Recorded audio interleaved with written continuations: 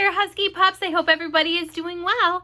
Last we left off in our read aloud of James and the Giant Peach, James was inside the Giant Peach, and there were some animals, or should I say, insects and creatures inside that were awaiting his arrival. But we don't really know why they were waiting for him, and we don't really know what's going to happen next. So let's pick up where we left off. We are on chapter 12 of James and the Giant Peach. And my friends, today I'm going to read you chapter 12 and chapter 13. So here we go. Let's pick up where we left off. James decided that this was most certainly not a time to be disagreeable, so he crossed the room to where the centipede was sitting and knelt down beside him. "Thank you so much," the centipede said. "You are very kind." Remember, James is helping take off all of those shoes on the centipede. "You have lots of boots," James murmured. "I have lots of legs," the centipede answered proudly, "and a lot of feet, 100 to be exact." "There he goes again," the earthworm cried, speaking for the first time. "He simply cannot stop telling lies about his leg. He doesn't have anything like 100 of them. He's only got 42. The trouble is that most people don't bother to count them. They just take his word. And anyway, there's nothing marvelous, you know, centipede, about having a lot of legs." "Poor fella," the centipede said, whispering in James's ear. "He's blind. He can't see how splendid I look."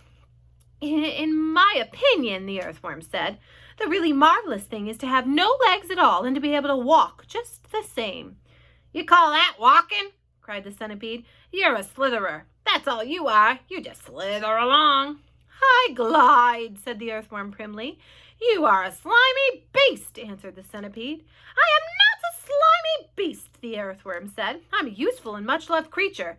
Ask any gardener you like, and as far as you, I am a pest," the centipede announced, grinning broadly and looking round the room for approval. "He's so proud of that," the ladybug said, smiling at James, "though for the life of me I cannot understand why."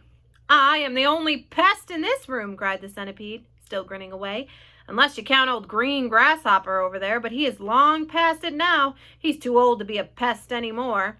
The old green grasshopper turned his huge black eyes upon the centipede and gave him a withering look.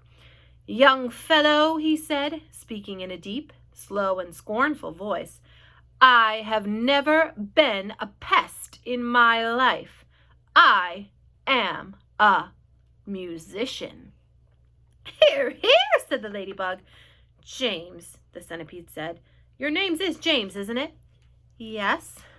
"Well, James, have you ever in your life seen such a marvelous, colossal centipede as me?" "I certainly haven't," James answered. "How on earth did you get to be like that?" "Very peculiar," the centipede said. "Very, very peculiar indeed. Well, let me tell you what happened. I was messing about in the garden under the old peach tree, and suddenly a funny little green thing came wriggling past my nose. Bright green it was, and extraordinarily beautiful, and it looked like some kind of a tiny stone or crystal." "But I know what it was," cried James. "It happened to me too," said the ladybug. "And me," Miss Spider said. "Suddenly there were little green things everywhere. The soil was full of them." "I actually swallowed one," the earthworm said. "So did I," said the ladybug. "I swallowed 3, the centipede cried. "But who's telling this story anyway? Don't interrupt." "It's too late to tell stories now," the old green grasshopper announced. "It is time to go to sleep." "I refuse to sleep in my boots," the centipede cried. "How many more are there to come off?" I think I've done about 20 so far," said James. "Then that leaves 80 to go," the centipede said. 22, not 80, shrieked the earthworm. "He's lying again." The centipede roared with laughter. "Stop pulling the earthworm's leg," the ladybug said. This sent the centipede into hysterics. "Pulling his leg!" he cried, wriggling with glee and pointing at the earthworm. "Which leg am I pulling? You tell me that." James decided that he rather liked the centipede. He was obviously a rascal, but what a change it was to hear somebody laughing once in a while. He had never heard Aunt Sponge or Aunt Spiker laughing aloud in all the time he had been with them. "We really must get some sleep," the old green grasshopper said. "We've got a tough day ahead of us tomorrow. So would you be kind enough, Miss Spider, to make the beds?" A few minutes later, Miss Spider had made the first bed. It was hanging from the ceiling, suspended by a rope of threads at either end, so that it actually looked more like a hammock than a bed. but it was a magnificent affair, and the lights and the stuff that it was made of shimmered like silk in the pale light. "I do hope you'll find it comfortable," Miss Spider said to the old green grasshopper. "I made it as soft and silky as I possibly could. I spun it with gossamer. That's a much better quality thread than the one I used for my own web." "Well, thank you so much, my dear lady," said the old green grasshopper, climbing into the hammock. "Ah, this is just what I needed. Good night, everybody. Good night." Then Miss Spider spun the next hammock, and the ladybug got in. After that, she spun a long one for the centipede and an even longer one for the earthworm. "And how do you like your bed?" she said to James when it came to his turn. "Hard or soft?" I like it soft, thank you very much," James answered. "For goodness sake, stop staring around the room and get on with my boots," the centipede said. "You and I are never going to get any sleep at this rate. And kindly line them up neatly as pairs as you take them off. Don't just throw them over your shoulder." James worked away frantically on the centipede's boots. Each one had laces that had to be untied and loosened before it could be pulled off. And to make matters worse, all the laces were tied up in the most complicated knots that had to be unpicked with fingernails. It was just awful. It took about 2 hours, and by the time James had pulled off the last boot of all and had lined them up in a row on the floor, 21 pairs all together, the centipede was fast asleep. "Wake up, centipede," whispered James, giving him a gentle dig in the stomach. "It's time for bed." "Thank you, my dear child," the centipede said, opening his eyes. Then he got down off the sofa and ambled across the room and crawled into his hammock. James got into his own hammock, and oh, how soft and how comfortable it was compared with the hard, bare boards that his aunts had always made him sleep upon at home.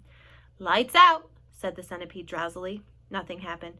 "Hey, turn out the light," he called, raising his voice. James glanced around the room, wondering which of the others he might be talking to, but they were all asleep.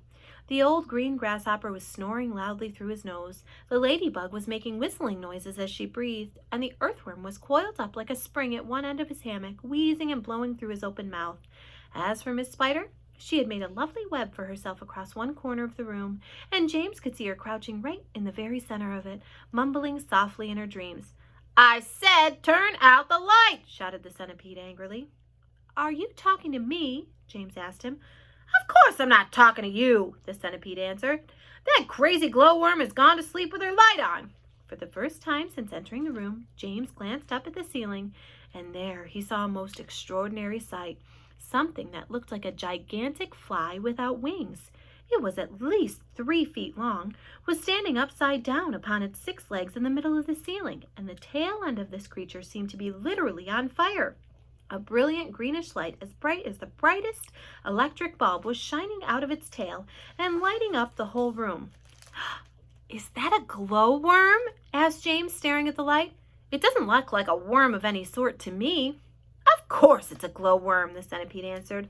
"At least that's what she calls herself. Although actually you are quite right. She isn't really a worm at all. Glowworms are never worms. They are simply lady fireflies without wings. Wake up, you lazy beast!" But the glowworm didn't stir, so the centipede reached out of his hammock and picked up one of his boots from the floor. "Put out that wretched light!" he shouted, hurling the boot up to the ceiling. The glowworm slowly opened one eye and stared at the centipede. "There is no need to be rude," she said coldly. "All in good time." Come on, shouted the centipede, "or I'll put it out for ya." "Oh, hello, James," the glowworm said, looking down and giving James a little wave and a smile. "I didn't see you come in. Welcome, my dear boy. Welcome, and good night." Then click, and out went the light. James Henry Trotter lay there in the darkness with his eyes wide opening, listening to the strange sleeping noises that the creatures were making all around him, and wondering what on earth was going to happen to him in the morning. Already he was beginning to like his new friends very much. They were not nearly as terrible as they looked. In fact, they weren't really terrible at all. They seemed extremely kind and helpful in spite of all the shouting and arguing that went on between them. "Good night, old green grasshopper," he whispered. "Good night, ladybug. Good night, Miss Spider." But before he could go through all of them, he had fallen fast asleep. So it seems our friend James has found a nice cozy home inside the peach with all of these creatures. He's resting, And soon we will find out what happens in the day ahead. If you listen carefully, the old green grasshopper said that they have a big, tough day ahead of them. What do you think is going to happen? We will soon find out, my friends, and we'll pick up where we left off in our school-wide read aloud of James and the Giant Peach. Have a great day, Husky Pups. See you later.